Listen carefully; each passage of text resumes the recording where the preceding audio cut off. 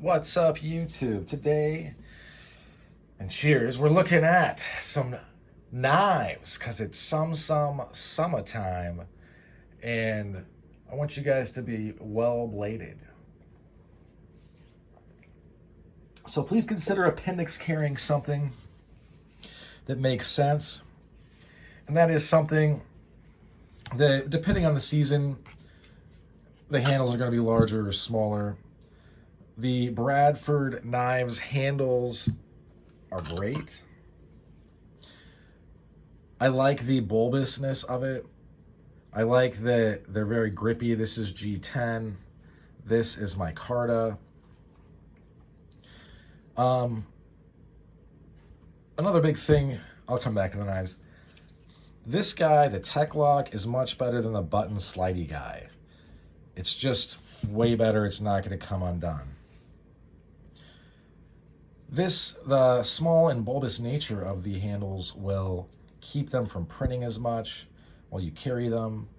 They're going to make them easy to get a grip on, even though they're a 3-finger grip. It's almost a 4-finger, but really it's like a 3-finger unless you really get them up there. I know that people talk about too much. I'm going to cut myself on that. I've never cut myself.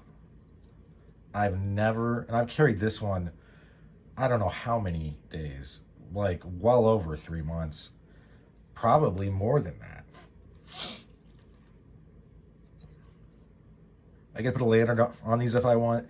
I guess really the lesson is that it's got to be well done, obviously, the grinds and whatnot.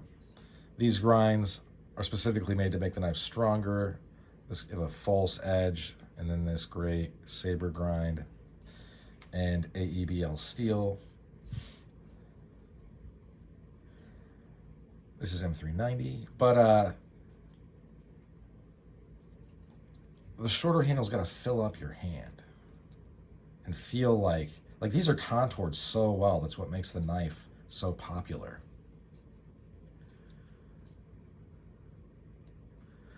Some thick blade stock. It gets to a fairly fine tip.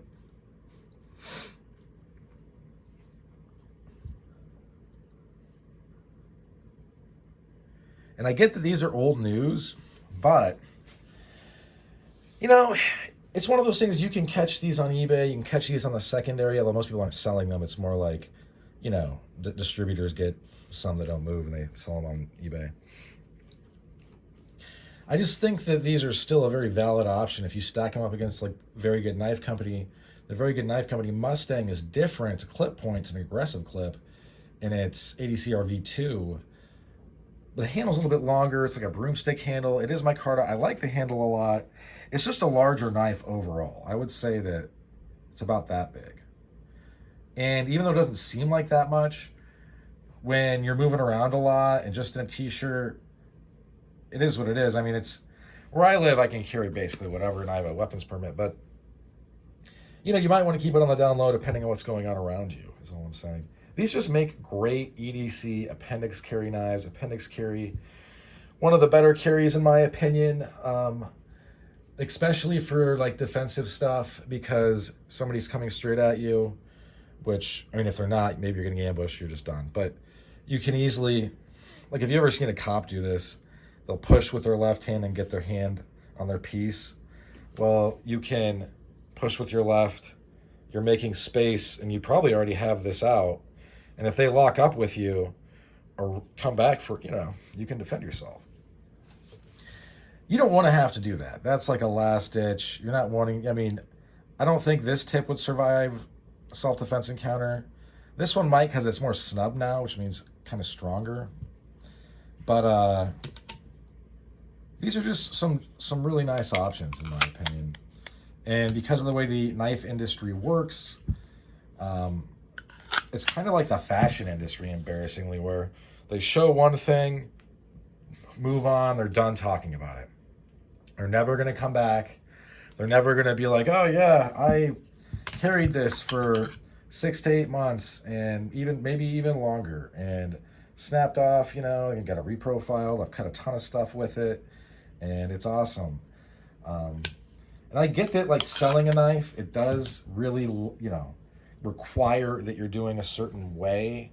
You're not necessarily revisiting something that might not even be in stock. But that doesn't help the consumer become more educated about what they like and what is good. It just does not. I've also, in the summertime, I'm more likely to throw on kind of a fun beater Bowie.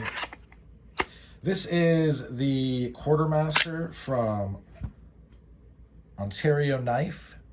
It is the lesser of the two Quartermasters I have. The other one has the fuller. This is 1070 steel or 1075, probably 1070. Very sharp. Got this powder coating, which makes it super easy to take care of. Rubberized handle that's got this kind of like lip. And then this as well. It's just not, your hand's not going to be skipping off of this. It also kind of swells subtly in the middle, so it is filling your hand up. As far as steels go, I get that people like really trip about 1070 or 1075, and they gotta have the 1090 or 1095. And honestly, for smaller blades, I'll agree with you, yes. Maybe that is better. But when you get up to this size, as unpopular as this might be for you to hear, you're going to want 1075 or 1070, preferably ADC R2V, but I don't know if that's going to happen because it's expensive, more expensive. This stuff is saw steel, so it's made for impacts. It's made to be tough. Is it going to hold an edge forever? Probably not. But, I mean, I don't even think I would use this for much besides self-defense. But I would, you know, if I took it camping, I would try to use it. Don't get so hung up on the steel. This also has a super thick tip. Yeah, there we go. See that? Got this, what I think is supposed to be a false edge. A lot of material there, though. I don't think you could sharpen that. But you see this as it comes down, it keeps it thick right through here, and it comes up and into there.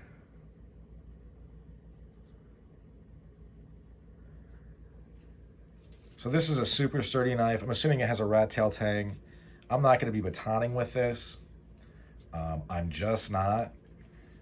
And I get that there are some of the YouTubers slash, I think they're more just like influencers, honestly, at this point. I get that they'll say, like, if you don't fire stick and etc., you've never been camping. Well, as a former Marine, buddy, let me tell you something. That's all we did. So I don't know what you're talking about. We never started a fire a single time until we got to country. In a combat zone, it's a little bit different, but plenty of camping, no fires. Was it the most fun time? No. It was pretty miserable, but that was the Marine Corps. Like,